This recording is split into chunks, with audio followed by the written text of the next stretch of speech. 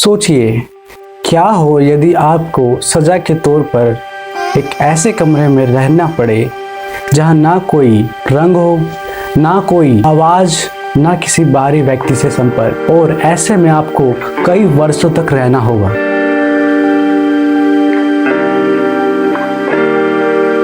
वाजिब सी बात है कि आपका दिमागी संतुलन हिल जाएगा। व्हाइट टॉर्चर तकनीक भी कुछ इसी तरह का है। सफेद यातना, जिसे अक्सर व्हाइट रूम टॉर्चर कहा जाता है, एक प्रकार की मनोवैज्ञानिक यातना टेक्निक है। इसका उद्देश्य है किसी भी कैदी को दुनिया से, रंगों से, स्वाद से, बाहरी संपर्क से वंचित कर दिया जाए। इसके तहत एक कैदी को एक सेल में रखा जाता है जो उन्हें सभी इंद्रियों और पहचान से वंचित रखता है।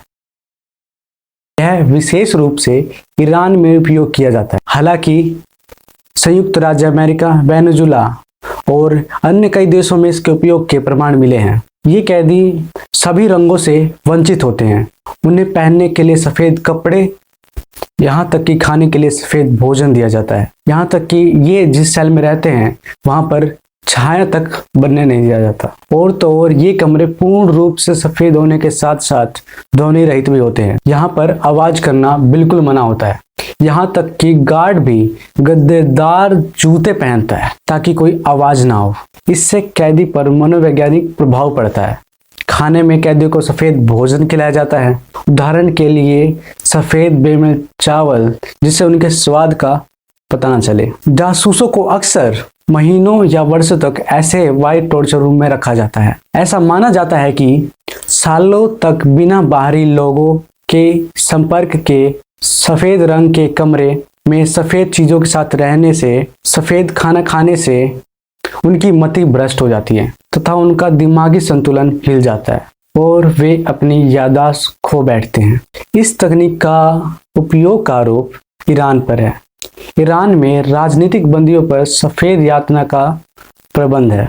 अधिकांश राजनीतिक बंदी जो इस यातना का भोग करते हैं वे पत्रकार होते हैं, जिन्हें एविन जेल में रखा जाता है। इस तरह की सजा में एक लंबे समय तक एकांतवास की सजा हो सकती है। इस तरह की सजा में नींद से वंचित रखने के लिए निरंतर रोशनी जलाई जाती है जिससे कि उन्हें नींद ना आए।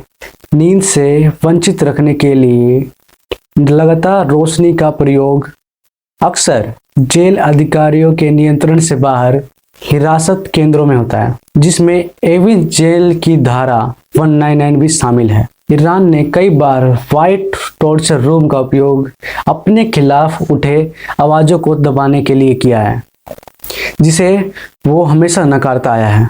खास तौर पर मीडिया कर्मियों को ये सजा दी जाती है ताकि वो सब कुछ भूल जाएं और अपना दिमागी संतुलन खो बैठे। वहाँ खाने की प्लेट से लेकर बाथरूम तक सब सफेद होता है और उन्हें प्रताड़ित किया जाता है। दोस्तों, ये थे इस वीडियो में जो हमने आपको दिखा दिया। अगर आप ऐसे ही वीडियो आगे भी देखना चाहते हैं तो हमारे चैनल को सब्सक्राइब जरूर करें।